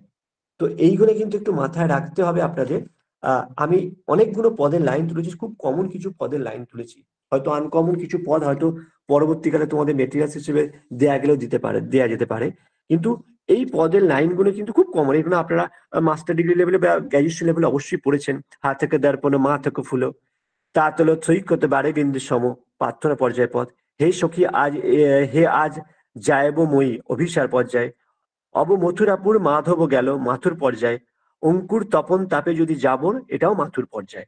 আজ রজনী হাম ভাগে পোহালো ভাবুল্লাস। অর্থাৎ এই লাইনগুলো কিন্তু হয়তো খুব কমন পদের লাইন বললাম আমি আপনাদের, কিন্তু এর বাইরেও হয়তো কিছু কিছু কঠিন পদও আছে, সেগুলি হয়তো দু একটা অবশ্যই তুলে দিতে পারে। সেটা পরবর্তীকালে ইয়ে হলে সেটা আপনাদের হয়তো স্টাডি মিশনে দিয়ে দেওয়া হবে, সেটা ঠিক আছে। বাট এই এই পদগুলো কিন্তু আপনারা ভালো করে স্টাডি করুন। আপনাদের কাছে যে সমস্ত স্টাডি মেট আছে বা এখান থেকে যেটা দেওয়া হয় সেখান থেকে, বা আপনাদের কাছে কোনো অবশ্যই বই আছে, সেই বই থেকে কিন্তু এই পদের গুলোকে একটু বেশি করে গুরুত্ব দিন বা ফোকাস করুন। কারণ হচ্ছে যদি বিদ্যাপতি থেকে যদি একটা দুটো কোশ্চেন হয়, তার মধ্যে একটা কোশ্চেন অবশ্যই এই পদ থেকে তুলে দেওয়া হবে, এবং একটা কোশ্চেন বাকি অন্য কোনো জায়গা থেকে হয়তো কোনো গ্রন্থের নাম দিল বা আদার্স কোনো তথ্য যেগুলো আমরা আলোচনা করলাম এর মধ্যে, সেখান থেকে অবশ্যই দিতে পারে। কিন্তু মেনলি আপনার যেটা আসে বিভিন্ন পর্যায়ের পদ হিসেবে কিন্তু এই জায়গাটা কিন্তু অবশ্যই আসে। যেটা প্রথমও কিছু পদ বললাম, এখনো কিছু পদ বললাম, নানা করে আপনার অনেকগুলো পদের লাইনও আমি বললাম। এখানে 6টা, আর আগে আছে আপনার প্রায় 12-14টা মতো বা 15টা মতো পদের লাইন তুললাম। এই লাইনগুলো কিন্তু আপনারা অবশ্যই ভালো করে দেখে রাখবেন। আরো একটা জিনিস বিদ্যাপতি সম্বন্ধে আরো কিছু তথ্য দেওয়ার আছে, সেটা হয়তো আপনার স্ক্রিনের বাইরেও কিছু তথ্য হয়তো আমি একটু বলবো, আপনাদের সঙ্গে একটু আলোচনা করব। যে বিদ্যাপতি কিন্তু মিথিলার লোক, আমি বললাম মিথিলার কবি, সেটা আপনারাও জানেন। আমি এইমাত্র বললাম বারবার যে মিথিলা ভাষার মানুষ ছিলেন, মিথিলার ভাষায় তিনি পদ রচনা করেছেন ইত্যাদি। কিন্তু তা সত্ত্বেও বিদ্যাপতি কিন্তু আমরা বাঙালিরা কিন্তু বাঙালি মানে বাংলার সাহিত্যের অন্তর্ভুক্তি করে ফেলেছি। কেন? এটা আমাদের মনে একটা প্রশ্ন আসতেই পারে সাধারণত, যে বিদ্যাপতি তো মিথিলার মানুষ, তা সত্ত্বেও তাকে আমরা কেন বাংলা সাহিত্যে অন্তর্ভুক্ত করেছি এবং বাঙালিরা তাকে কেনই বা মেনে নিয়েছি? এইগুলো দেখুন তথ্যমূলক কোশ্চেন সাধারণত নয়, যেটা বলি এইগুলো কিন্তু সাধারণত তথ্যমূলক কোশ্চেন নয়। এগুলো হচ্ছে সাধারণত পিএসসি তে এই ধরনের কোশ্চেন আসে না, যেহেতু পিএসসি তো আমরা মাল্টিপল চয়েস কোশ্চেন, কিন্তু তা সত্ত্বেও আপনাদের কোনো বিষয়ের স্বচ্ছ ধারণার জন্য, বিদ্যাপতি সংক্রান্ত স্বচ্ছ ধারণার জন্য, অবশ্যই যেমন ব্রজবুলি ভাষা বললাম, যে ব্রজবুলি ভাষা কাকে বলে এই ধরনের কোশ্চেন কখনই আসবে না, এটা আনকমন। কিন্তু ব্রজবুলি যে একটা কৃত্রিম ভাষা, এবং এই ভাষার যে প্রভাব আধুনিক সাহিত্য আছে, তার যে দুটো প্রভাব বললাম, যে বঙ্কিমচন্দ্রের মৃণালিনী উপন্যাসে এবং ভানুসিংহ ঠাকুরের পদাবলীতে, এইগুলো কিন্তু দুটো তথ্যমূলক শর্ট কোশ্চেন অবশ্যই হতে পারে। ঠিক তেমনি ভাবে বিদ্যাপতি কেন তাকে বাংলা সাহিত্যের আমরা অন্তর্ভুক্ত করলাম, এই স্বচ্ছ ধারণাটা কিন্তু আপনাদের প্রত্যেকের হয়তো আছে। তবুও আমি জাস্ট বিদ্যাপতি সম্বন্ধে যেহেতু আজকে আলোচনা করতে শুরু করেছি, অবশ্যই এটা না বললে হয়তো এটা আলোচনাটা অনেকটা মানে অপরিপূর্ণ থেকে থাকে। তো সেই জন্যই জাস্ট 2-4টে লাইন কথাটা আমি বলি, যে বিদ্যাপতিকে কেন বাংলা সাহিত্যে আমরা কেন অন্তর্ভুক্ত করব। দেখুন, জাস্ট কয়েকটা পয়েন্ট আমি বলছি, কোনো ডিটেলস আমি বলছি না। অ্যাকচুয়ালি চৈতন্যদেবকে আমরা নাম প্রত্যেকে আমরা বাংলা সাহিত্য কেন, নন সাহিত্যিক স্টুডেন্ট মানুষের চৈতন্যদেব সম্বন্ধে অজানা নয়। চৈতন্যদেব বাঙালির কাছে একটা আইডিয়াল পার্সন, আদর্শ। দেখুন, আমরা দেখুন যুগ বিভাগটা কিন্তু সেই চৈতন্যের নামেতেই করেছি। আমরা বলতে পারতাম যে আদি যুগ, মধ্যযুগ, অন্তযুগ। তারপরে আমরা কি যুগকে করেছি? বন্ধ্যাত্ব যুগ, প্রাক চৈতন্য, চৈতন্য, চৈতন্য সমসাময়িক, চৈতন্য পরম, ইত্যাদি ইত্যাদি। তো বাঙালিদের কাছে চৈতন্য একটা চরম একটা আইডিয়াল পার্সন, আদর্শ মানুষ। চৈতন্যদেব যেহেতু বিদ্যাপতির পদ আস্বাদন করতেন, তখন বাঙালির সমাজ তো অবশ্যই বিদ্যাপতিকে ছেড়ে মানে বিদ্যাপতিকে তো বাইরে রাখতে পারে না। যে চৈতন্যদেব, যে বাঙালিদের যে আদর্শ, সেই শ্রী মহাপ্রভু চৈতন্যদেব কিন্তু বিদ্যাপতির পদ আস্বাদন করতেন। সেক্ষেত্রে অবশ্যই বাঙালিরাও সেই একই পথ অবলম্বন করবেন, তাতে কোনো দ্বিমত নেই। তাই তারা বাঙালিরা বিদ্যাপতিকে নিজেদের মতো করে প্রাণের মানুষ করে তুলেছে। তাই এটা একটা 1 নম্বর পয়েন্ট হতে পারে, যে যেহেতু চৈতন্যদেবের পথ অনুগামী করে বাঙালিরা বিদ্যাপতিকে তার নিজের মতো করে করেছে, কারণ যে চৈতন্যদেব বিদ্যাপতির পথকে আস্বাদন করতেন। নাম্বার 1। নাম্বার 2 কি বলা যেতে পারে? চৈতন্যদেব যেমন শুধুমাত্র চৈতন্য চরিতামৃত, এই চৈতন্য চরিতামৃতে কিন্তু বিদ্যাপতির উল্লেখ আছে। এটা কিন্তু মাথায় রাখতে, চৈতন্য চরিতামৃতে যদি যেহেতু বিদ্যাপতির উল্লেখ আছে, তাই অবশ্যই বাঙালিরা সেই চৈতন্য চরিতামৃতে পড়বে না, এটা তো হতে পারে না। তাই সেক্ষেত্রেও সেখানে বিদ্যাপতিকে তারা বাঙালি করে তোলার থেকে অনেকটা ধাপ এগিয়ে গেল। নেক্সট, ক্ষণদাগীর চিন্তামণি, পদামৃত সমুদ্র, পদকল্পতরু প্রভৃতি বৈষ্ণব পদসংগ্রহেও কিন্তু বিদ্যাপতির বহু পদই আমরা পাই। তাই সবই যখন চৈতন্য বিষয়ক এবং চৈতন্য জগতে বিদ্যাপতিকে মেনে নিয়েছে, তো সেক্ষেত্রে বাঙালিরা অবশ্যই বিদ্যাপতিকে মানবে না, এটা তো হতে পারে না। তাই সেক্ষেত্রে বাঙালিরা বিদ্যাপতিকে একদম নিজের বাঙালির প্রাণের মতো করে বানিয়ে দিয়েছে। 2 নম্বর গেল। 3 নম্বর, চৈতন্য পরবর্তী গোবিন্দ দাস পর্যন্ত বিদ্যাপতির প্রভাব, যত গোবিন্দ দাসের উপরও বিদ্যাপতির প্রভাব বর্তমান। তাই বলা হয় ছোট দ্বিতীয় বিদ্যাপতি গোবিন্দ দাসকে বলা হয় না, আমি জাস্ট একটু আগে আলোচনা করলাম যে দ্বিতীয় বিদ্যাপতিকে কাকে বলা হয়, অবশ্যই গোবিন্দ দাসকে। তো এই জিনিসটা কিন্তু আমরা কিন্তু গোবিন্দ দাস পর্যন্ত বিদ্যাপতির প্রভাব, গোবিন্দ দাসের উপর কিন্তু বিদ্যাপতির প্রভাবটা আছে। সেক্ষেত্রেও তাকে বাঙালি করতে আমাদের কিন্তু কোনো আপত্তি নেই। আর একটা লাস্ট, বিদ্যাপতির যে পদ, অ্যাকচুয়ালি দেখো বিদ্যাপতি, রাধা, আমরা যদি পরবর্তীকে যখন চণ্ডীদাস পড়বো, চণ্ডীদাসের রাধা, দুটো রাধার মধ্যে পার্থক্য আছে, বিদ্যাপতির রাধা বা চণ্ডীদাসের রাধা, এই দুটো রাধার মধ্যে অনেক পার্থক্য আছে। সেটা আমরা যখন আলোচনা যদি সুযোগ পাই অবশ্যই করব।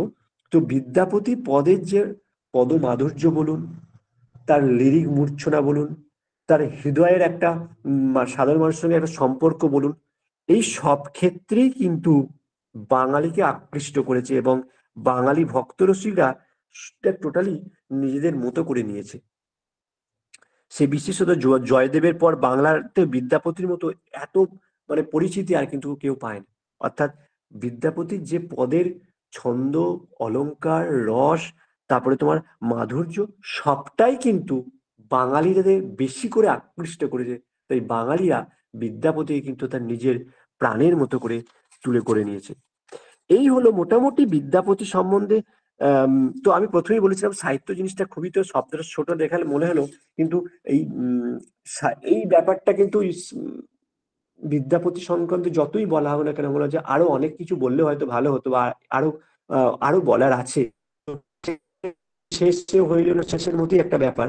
তো যাই হোক, বিদ্যাপতি সম্বন্ধে মোটামুটি কিছু তথ্য হয়তো আমি আপনাদের দিতে পারলাম। তো যাই হোক, এই যে তথ্যগুলোর মধ্যে আমি আবার বলছি, তথ্যভিত্তিক পড়ুন আপনারা। এবং যদি পিএসসি পরীক্ষার আপনারা বিগত বছরের কোশ্চেনের ট্রেন্ড দেখেন, তো সেক্ষেত্রে আপনারা কিন্তু মানে বিভিন্ন পর্যায়ে যে পদগুলো আছে সেইগুলো কিন্তু আপনারা একটু ভালো করে স্টাডি করুন। আমি যতগুলো স্টাডি মেটেরিয়াল আমরা স্ক্রিনে দেখাবার চেষ্টা করলাম, এর বাইরেও অবশ্য অনেক পদ আছে যেটা হয়তো পরবর্তীকালে যদি দেওয়া সম্ভব হয় অবশ্যই দেওয়া যাবে। এবং কিন্তু আপনাদের কাছে যে সমস্ত বই বা স্টাডি মেট আছে, আপনারা কিন্তু বিভিন্ন পর্যায়ের পদগুলো কিন্তু আপনারা ভালো করে পড়ুন। একটা পদের লাইন তুলে দেবে, সেই লাইনটা বলবে কোন পর্যায়ের পদ, এইটা কিন্তু মাথায় রাখবেন। আর যখন দেখবে পুরো মধ্যযুগের সমস্ত ব্যক্তিত্ব যখন পড়া শেষ হয়ে যাবে, সে চণ্ডীদাস বলুন, বিদ্যাপতি, গোবিন্দ দাস, বলরাম, তখন কিন্তু আরো জিনিসটা গুলিয়ে যাবে। আজকে আমি একটা বিদ্যাপতি বললাম বলে হয়তো মুখস্থ হয়তো হয়ে যাবে, আজকে যদি পড়েন আপনি মুখস্থ হয়ে যাবে, কিন্তু যখন 4জন ব্যক্তিত্ব হয়ে যাবে তখন দেখবেন সবাইকার পদ এক। সে বাস্তুলরসের বলরাম দাসের সঙ্গে দেখবেন আপনি গোবিন্দ দাসের পদ মিলে যাচ্ছে। তো সেক্ষেত্রে কিন্তু খুব গন্ডগোল হয়ে যেত। তাই পড়ার সময় কিন্তু খুব কনসাস হয়ে আপনাকে এই বিভিন্ন পর্যায়ের পদগুলো কিন্তু পড়ুন। আর কোশ্চেন যদি আসে, এই বিভিন্ন পর্যায়ের পদ থেকেই কোশ্চেন আসবে, এটা আমরা কনফার্ম বলতে পারলাম আগেকার ট্রেন দেখে। ঠিক আছে? হ্যাঁ স্যার বলুন। বেশ, হ্যালো। থ্যাংক ইউ স্যার, অনেক অনেক ধন্যবাদ। খুব খুব ভালো লাগলো, আমার তো খুব ভালো লাগলো। আমি দেখি ছাত্রছাত্রীদের যারা আছে তাদের কেমন লেগেছে। আচ্ছা, যারা আপনারা যুক্ত আছেন বিদ্যা চর্চার ছাত্রছাত্রী বা যদি বাইরের কেউ আছেন, স্যারের আজকে আলোচনা আপনাদের কেমন লাগলো?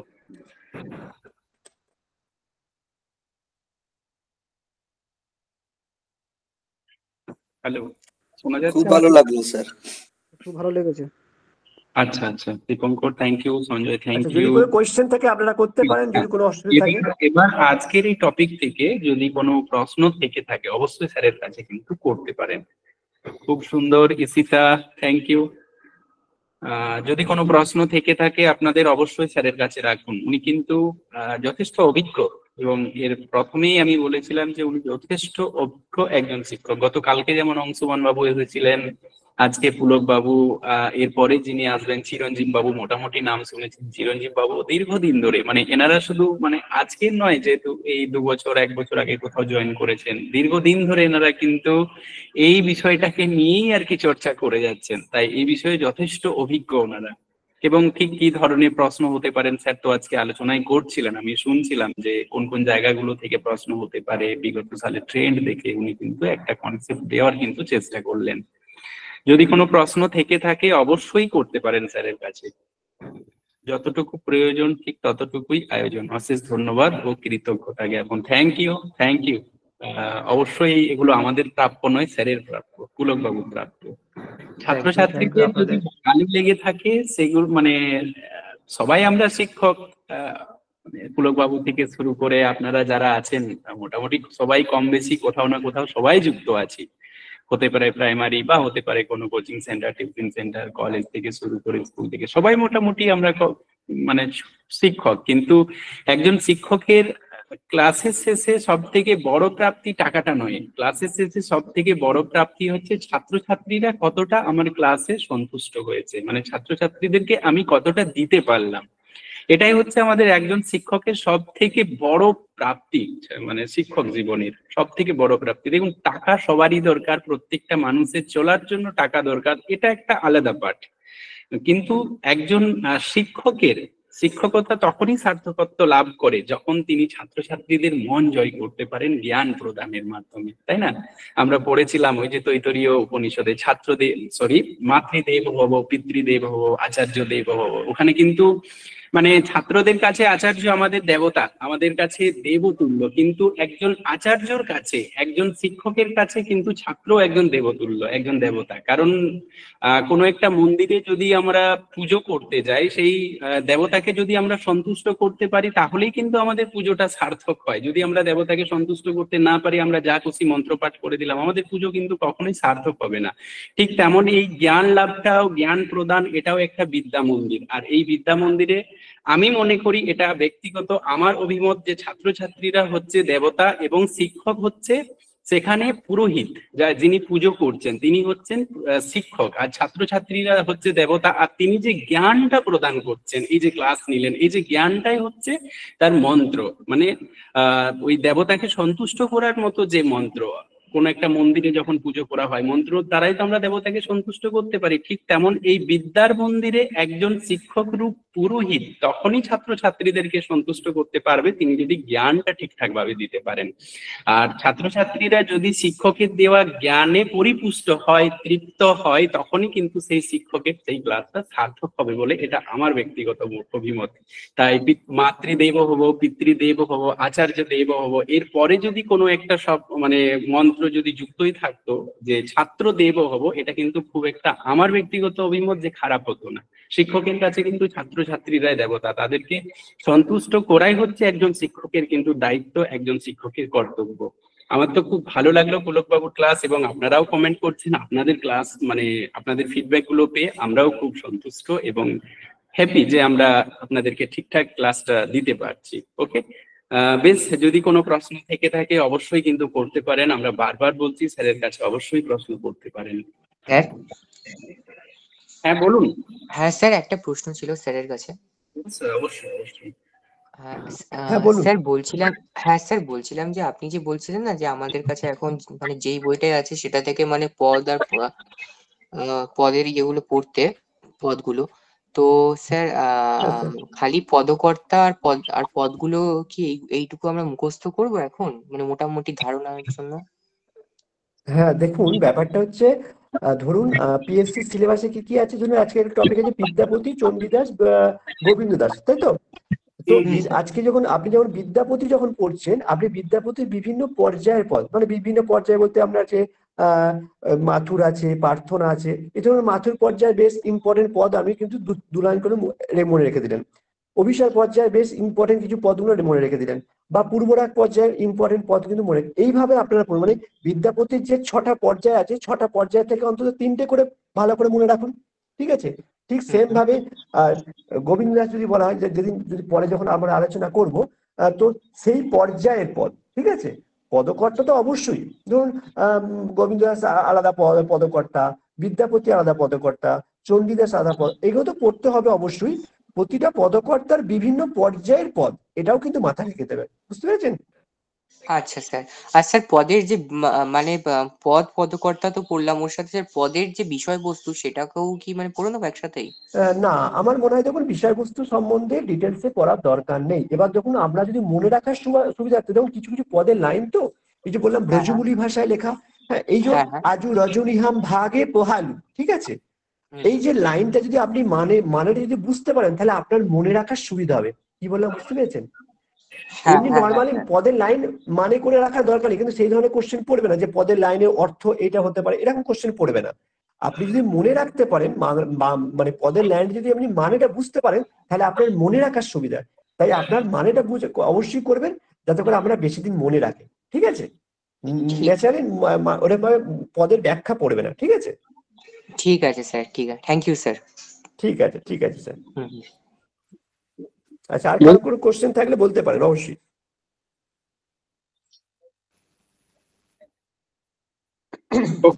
হ্যাঁ হ্যাঁ হ্যাঁ, কেউ প্রশ্ন করছেন, বলুন বলুন।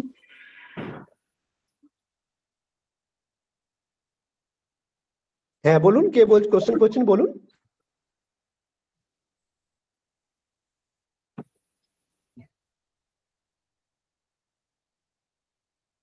ওকে, বেশ, স্যার প্রশ্ন তো আসতেই থাকবে, প্রশ্ন না এলে মানে গবেষণাটা হবে কি করে, তাই না? অবশ্যই স্যার, ফিডব্যাক না হলে পরিপূর্ণতা আসে না স্যার। একদম একদম, প্রশ্ন তো আসতেই থাকবে, এই তো সবে আমাদের যাত্রাপথ শুরু হলো, পিএইচডির এখনো 8টা মাস আছে, প্রচুর। নমস্কার স্যার। হ্যাঁ হ্যাঁ হ্যাঁ বলুন। বলুন। হ্যাঁ, বলছি এরকম একটা প্রশ্ন আছে, কোন পর্যায়ের শ্রেষ্ঠ কবি বিদ্যাপতি, মাথুর, প্রার্থনা? হ্যাঁ, দুটো অপশনই আছে, সেক্ষেত্রে আমি কি করব? দেখ স্যার, প্রথমত বলি, মাথুর ও প্রার্থনা পদ দুটো পদেতেই তিনি অনন্যতা সাধারণ মানে অনন্যতার খ্যাতি দেখিয়েছেন। তো এগুলো একটা বিতর্কিত হলেও হতে পারে। আমি যদি মনে করি যে মাথুর পর্যায়ে উনি শ্রেষ্ঠ কবি, সম্ভবত এটা 2015 সালে না 18 সালের পরীক্ষায় এসেছিল, আমি কোশ্চেনটা দেখেছিলাম। তো আমার ক্ষেত্রে মনে হয় এটা মাথুর পর্যায়ে উনি শ্রেষ্ঠ কবি, ঠিক আছে? যদি you. এরকম থাকে অবশ্যই মাথুর করবেন আপনি। Thank you. Okay sir, thank you. Okay okay okay বেশ, ওকে, থ্যাংক ইউ। ধন্যবাদ পুলক বাবু, অনেক অনেক ধন্যবাদ জানাচ্ছি এতটা সময় দেওয়ার জন্য। এবং শুধু সময় দেওয়ার জন্য নয়, সময় তো অনেকেই দেয়, কিন্তু এরূপ তথ্য সমৃদ্ধ ক্লাস উপহার দেওয়ার জন্য আপনাকে আমরা আরো একবার ধন্যবাদ জানাচ্ছি। ভালো থাকবেন অসংখ্য স্যার। ধন্যবাদ আপনাকে, এই সুযোগটা করে দেওয়ার জন্য বিদ্যাচর্চাকে অবশ্যই আমি ধন্যবাদ জানাই স্যার। না না না, আপনারা স্যার সিনিয়র শিক্ষক, আমরা কোথায়, আমরা অনেক ছোট। না, সেটা না, ঠিক আছে। যাই হোক স্যার, আপনাদের অভিজ্ঞতা, আপনাদের জ্ঞান আমাদের থেকে অনেক বেশি। আমরা তো স্যার লার্নার, এখন তো আমরা শিক্ষার্থী, আমরা আপনাদের কাছ থেকে শিখবো। বেশ স্যার, পরবর্তী ক্লাসে আবার দেখা হবে। পরবর্তী ক্লাসে আবার আমরা আপনার এরূপ একটা তথ্য সমৃদ্ধ ক্লাস শুনবো। সকল ছাত্রছাত্রীরাও কিন্তু সেদিন থাকবে। ওকে স্যার, অবশ্যই, thank you sir, thank you. ধন্যবাদ স্যার। Thank you. হ্যাঁ, সকল ধন্যবাদ, ধন্যবাদ। ছাত্রছাত্রী Thank you. সবাই ভালো থাকুন। সমস্ত স্টুডেন্টকে আপনিও ধন্যবাদ, ভালো থাকুন। থ্যাংক ইউ, হ্যাঁ, আপনিও ভালো থাকুন, সুস্থ থাকুন স্যার। কথা হবে আবার ফোনে। Thank you. হ্যাঁ ওকে হ্যাঁ, ঠিক আছে স্যার, রাখি। শুভরাত্রি।